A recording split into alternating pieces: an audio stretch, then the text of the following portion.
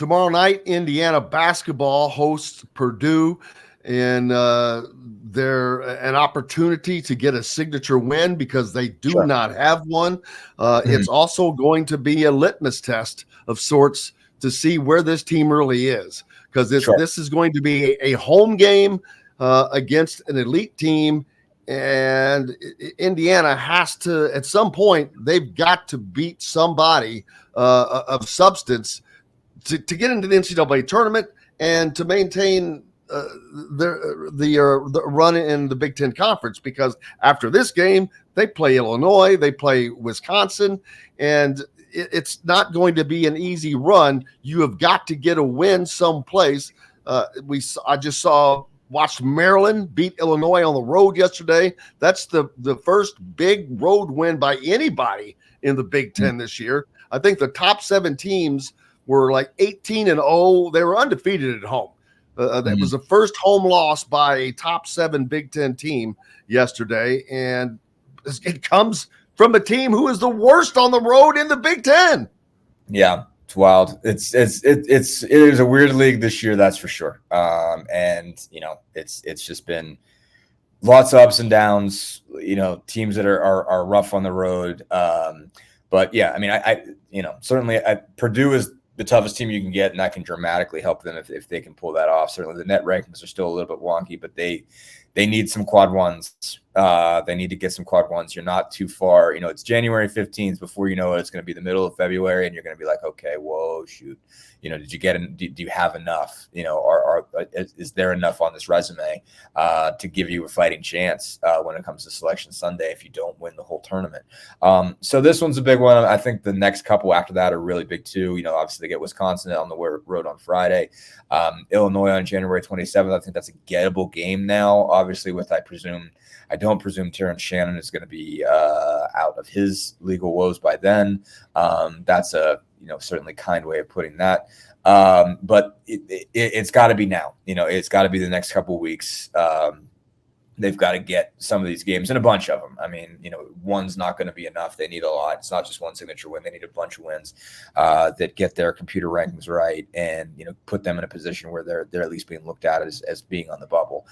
So these are big. But yeah, I mean, Tuesday's still big. Certainly you got to at least be competitive in this game because it's your rival. And if you get just crushed, then that looks bad. But obviously they certainly played above what I thought was their level several times over the last couple of years and been able to take down Purdue. It's still a lot of the same guys, but obviously, Indiana doesn't have the same guys. They don't have Trace Jackson Davis to, kind of even try to even out with Zach Edey, even though Edey generally won those matchups. Trace going against him is a more, kind of level opponent. Certainly Race Thompson as well, those kind of guys.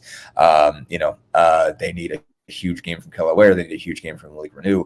They need their point guards, their guards to play above the level that they have, and not, Johnson and Galloway and Gabe Cupps and CJ Gunn and anybody else that's going to take the floor for them has got to play really well because this Purdue team looks really good. I've been really impressed. Braden Smith's taken a leap.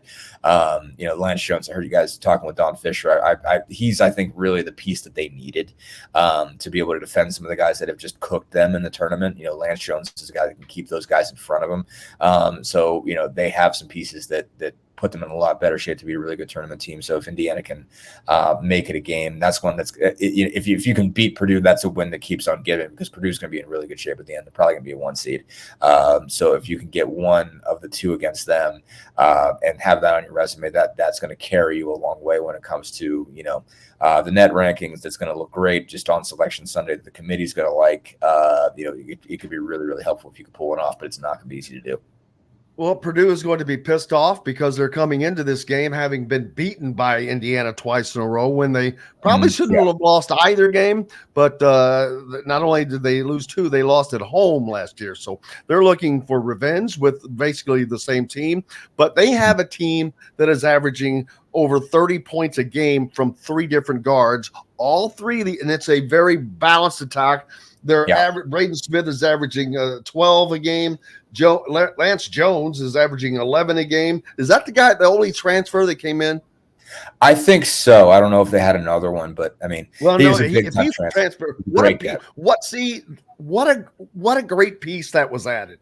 I mean, you talk about just perfectly adding a piece. You added a guy who's averaging double figures from the guard spot, along with Braden Smith also. All three of those guys averaging double figures at the guard spot. That's going to be a day. Indiana's going to have to defend well. Yeah, no, absolutely. I think it's funny because I mean, like when you talked about Painter, the game seems so simple because he's able to kind of explain it in such common sense terms, and it's just obvious. Like they needed a guy just like Lance Jones. They needed a guy who a two-way guard who could keep guys in front of him and score. Any points they were going to get from him was a bonus, but like they were getting cooked by the same kind of guy over and over again. And that's why they keep losing these games. Why they lost to St. Peter's, why they lost to Fairleigh Dickinson. And it took them a while to figure it out. That's one serious issue. And you end up taking a historic loss and having a couple teams that were really good get stopped, in the tournament earlier than they should have because they weren't able to stop these guys. But I mean, Lance Jones is basically like if you could put Lance Jones on the last two teams, they're in a different place. It does not end like that. You're not getting beat by, two tiny schools out of the MAC or the NEC or whatever. He's just he is the obvious puzzle piece that fits exactly where you need him. And so it's like needed a guy who could defend and score a little bit. Got a guy who could defend and score a little bit. Didn't have to get a huge name. Just got a dude that could do the exact job that you need him to do. And so they're in much better shape for that. I mean, like you said, there was a reason why they got crushed last year. They didn't have a guy who could guard Jalen Hood-Schifino.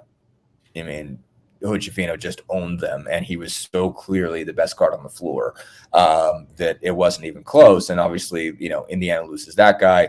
Purdue gains a guy who could have defended that guy, and that I think dramatically reshapes the balance of power just between that. Just in the rivalry. I mean, they're just in much, much better shape for this. And so again, Indiana needs to get guys step up and play at a higher level than they have.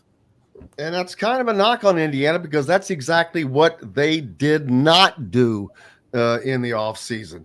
I disagree. I mean, they had to get a lot. I mean, Khalil Ware is what they did desperately. Well, no, they did that, but they still needed a guard, another guard desperately that they just did not get. There was a presumption. I think there was a presumption that Xavier Johnson was going to be Xavier Johnson in the last 2 months of 2021-22.